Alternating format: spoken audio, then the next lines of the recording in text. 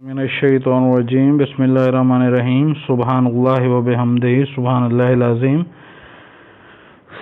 मिल के पढ़ें और अल्लाहुम्मा सल्लि अला मुहम्मद व आले मुहम्मद व बारिक व सल्लिम व सल्लु अलैहि।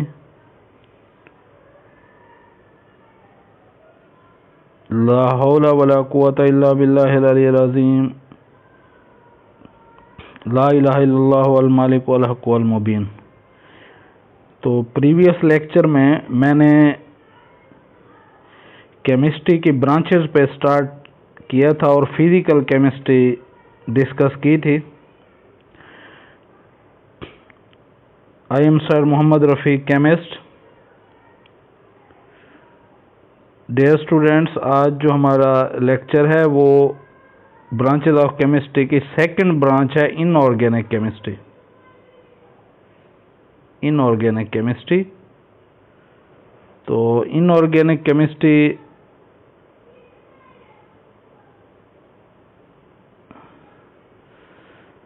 में डिस्कस कर रहे हैं कि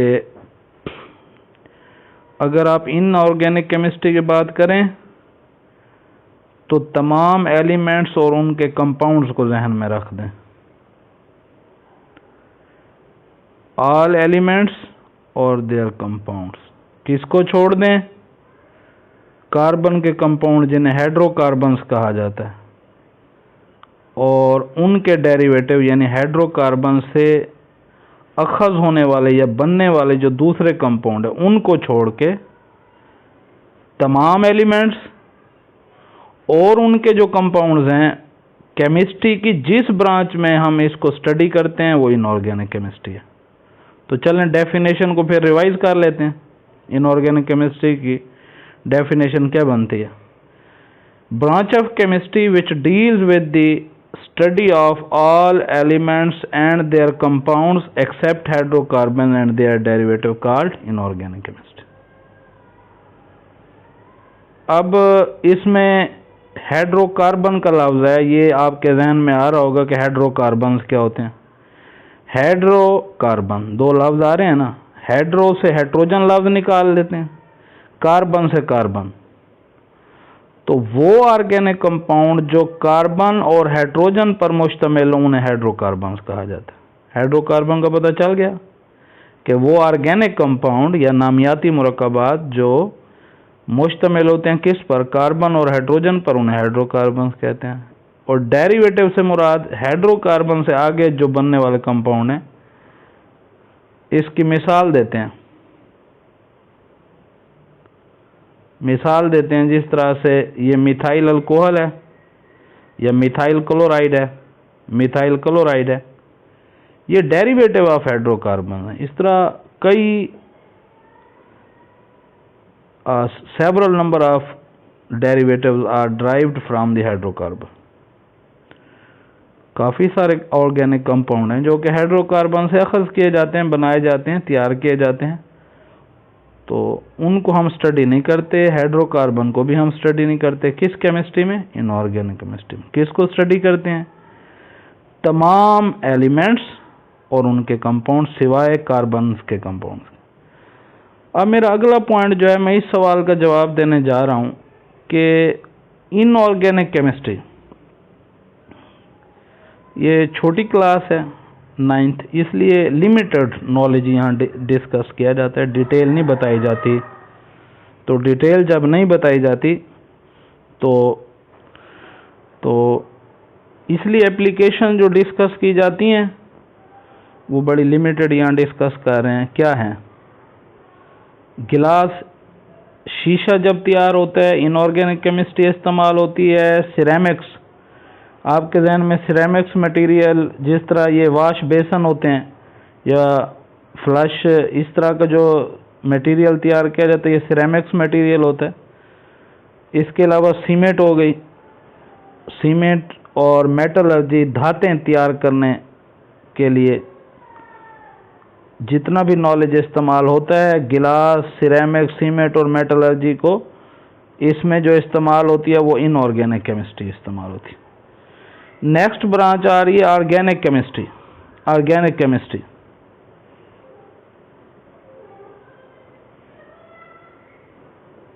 तो जो ऑर्गेनिक केमिस्ट्री है, ये केमिस्ट्री की वो ब्रांच है जिसमें कार्बन और उसके डेरिवेटिव्स, कार्बन कंपाउंड और उसके डेरिवेटिव का मुताला किया जाता है, ऑर्गेनिक केमिस्ट्री।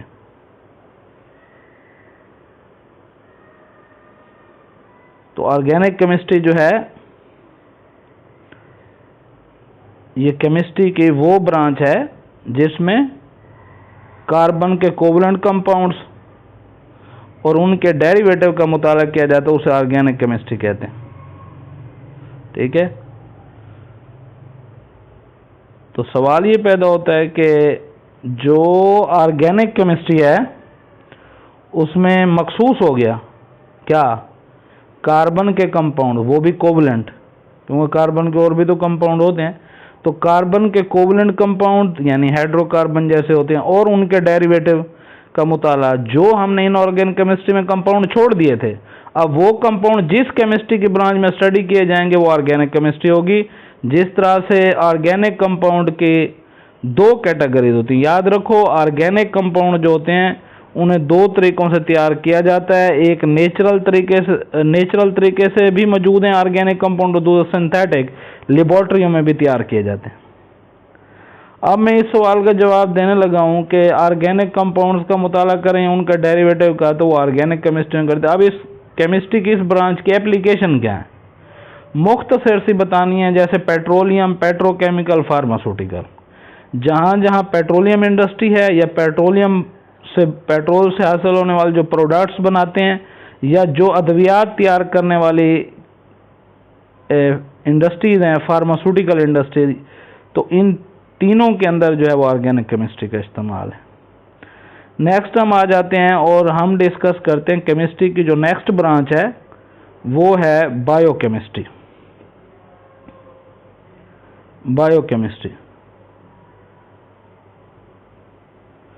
बायोकेमिस्ट्री में लफ्ज बायो आ रहा है। बायो किसके लिए लफ्ज बोला जाता है, लिविंग ऑर्गेनिज्म के लिए, जिंदा जानदारों के लिए, या बायो से मुराद हम लाइफ लेते हैं, और लाइफ की केमिस्ट्री जो है वो बायोकेमिस्ट्री है। सिंपल, बायो से मुराद लाइफ, और लाइफ की जो केमिस्ट्री है वो किसकी केमिस्ट्री है, उसको हम कहेंगे बायोकेमिस्ट्री।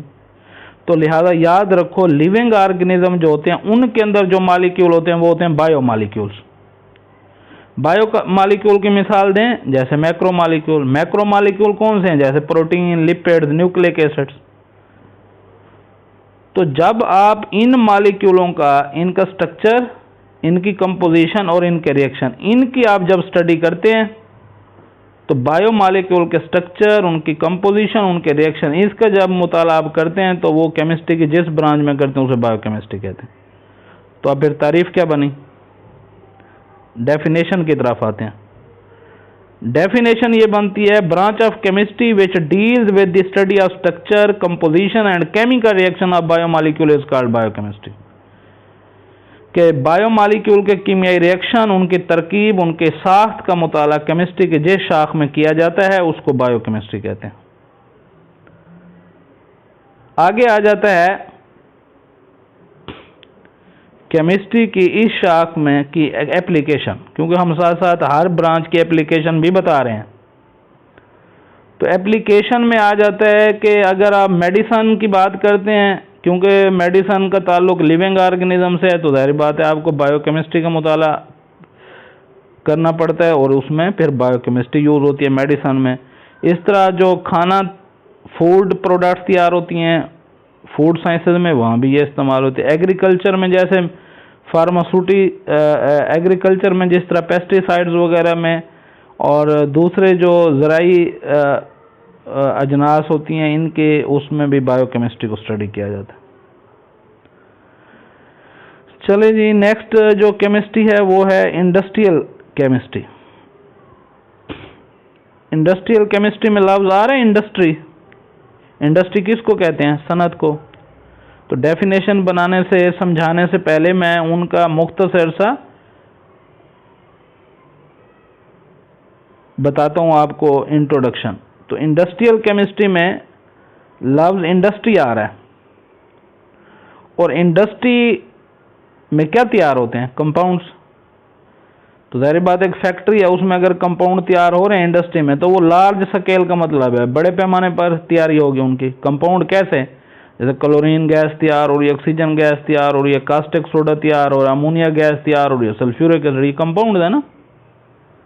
तो पता ये चला कि केमिस्ट्री की वो ब्रांच जिसमें लार्ज स्केल पर कंपाउंड्स की मैन्युफैक्चरिंग, कंपाउंड्स की बड़े पैमाने पर मैन्युफैक्चरिंग का मुताला किया जाता है, वो इंडस्ट्रियल केमिस्ट्री है। तो फिर डेफिनेशन क्या बनी,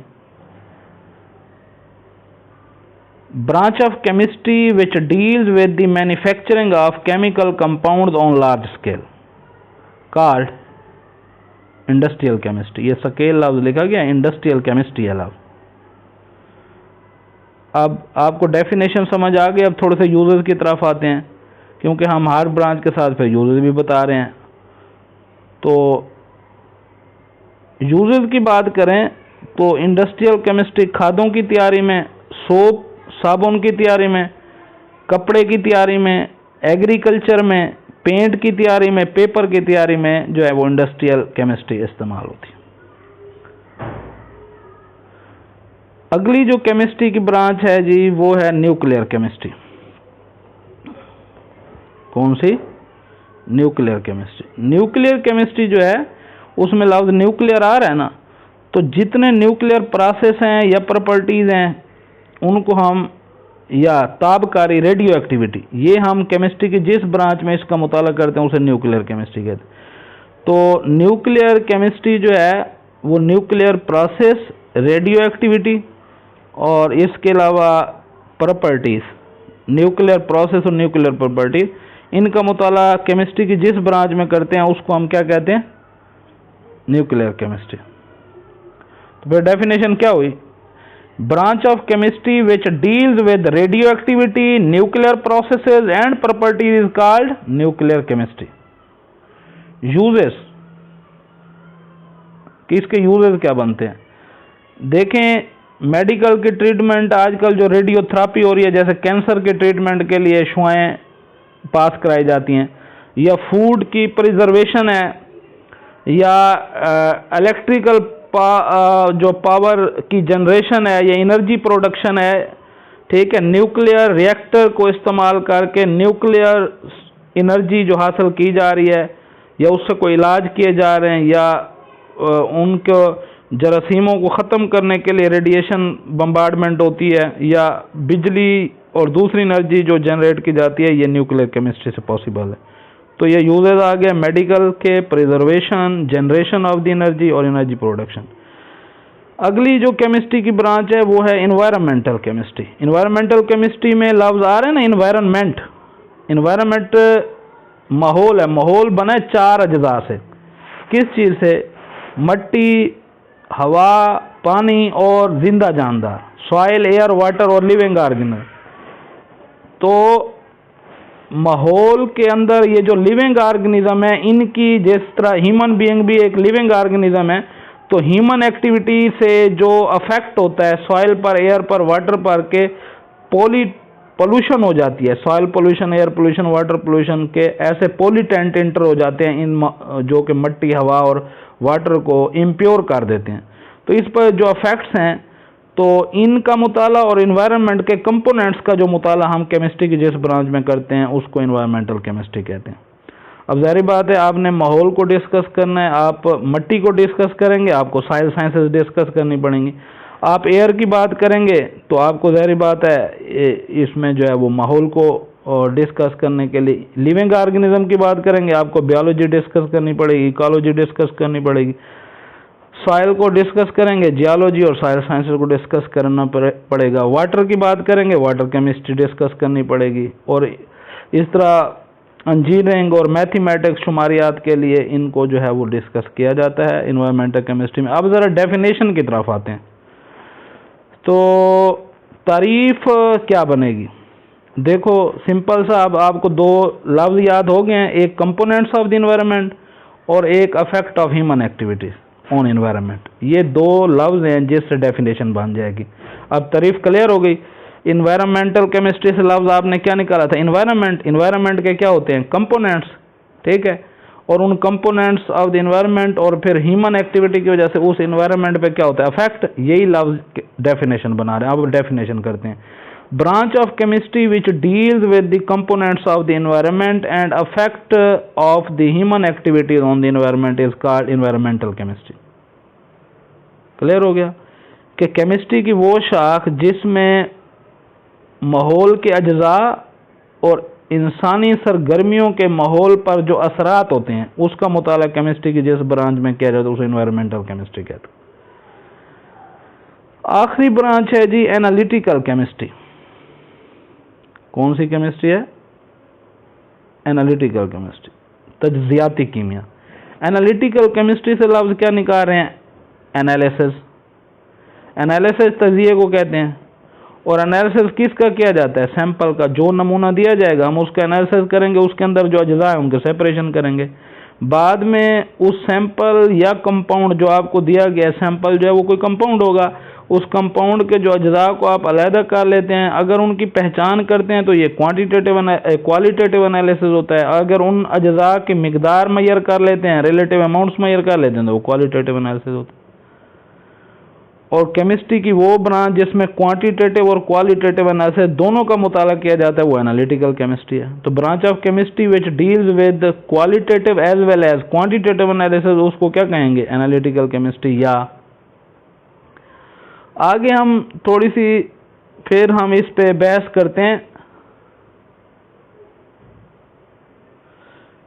अब अगर आपने एनालिसिस करना है और सेपरेशन करनी है तो आपको दो चीज़ें इस्तेमाल करना। जो आपको सैंपल मिले आप उस पर टेक्निक्स अप्लाई करेंगे, ठीक है, और इंस्ट्रूमेंट अप्लाई करेंगे। सेपरेशन और आइडेंटिफिकेशन के लिए टेक्निक्स और इंस्ट्रूमेंट ये अप्लाई होते हैं एनालिटिकल केमिस्ट्री में। और जब ये आप अप्लाई करेंगे आप एनालिसिस कर रहे होंगे। अब ये जो एनालिसिस है ये किसका होता है? सैंपल जो दिए जाते हैं वो सैंपल फूड का भी हो सकता है, पानी लेबॉर्ट्रियों में आते हैं, या कोई यूरिन टेस्ट होता है जैसे क्लिनिकल में, ब्लड टेस्ट होता है, ठीक है। इसके अलावा इन्वायरमेंटल टेस्ट भी होते हैं। तो ये इस सारे एनालिसिस में कंप्यूटर्स की आजकल बड़ी उसमें यूज़ होते हैं, इसलिए कंप्यूटराइज्ड मैकेनिज्म के थ्रू ये एनालिसिस किए जाते हैं। हर लेबॉर्ट्री में आपको कंप्यूटराइज्ड एनालिसिस मिलेगा, उसके रिजल्ट्स मिलेंगे। तो अब डेफिनेशन की तरफ आते हैं। तो अब मैंने आपको क्या चीज़ें सिखाई थी? मैंने कहा था एक सैंपल का क्या करेंगे? एनालिसिस, और उसके अज्जा की क्या करेंगे? सेपरेशन। जब ये कर लेंगे तो उस सैंपल के अंदर जो कंपोनेंट्स हैं उनकी पहचान भी करेंगे और उनकी कंपोजिशन भी उस सब्सटेंस के अंदर पहचान करेंगे। ये एनालिटिकल केमिस्ट्री है। तो एनालिटिकल केमिस्ट्री क्या है? Branch of chemistry which deals with separation and analysis of a sample to identify the components and composition of substance called analytical chemistry. अब आ जाते हैं, ये जो सैंपल होता है वो जैसे मैं बता रहा था कि जो सैंपल होता है उस सैंपल के एनालिसिस और सेपरेशन के लिए कंपोनेंट्स को अलहदा किया जाता है उस सैंपल से, फिर उनकी कंपोजिशन देखी जाती है, ठीक है। तो ये एनालिटिकल केमिस्ट्री आज फाइनल हुई ब्रांचेस। तो मुझे उम्मीद है ये लेक्चर समझ आया होगा और इसको बहुत आसान करके समझाया है। अगले लेक्चर भी इस तरह आसान करके आपको समझाए जाएंगे। तो प्लीज़ इनको जो है वो आप क्या करेंगे? शेयर भी करें, लाइक भी करें और कमेंट्स भी दें अपने, ठीक है। और सब्सक्राइब भी करें चैनल को ताकि नेक्स्ट आने वाली वीडियो आपको मिलती रहे।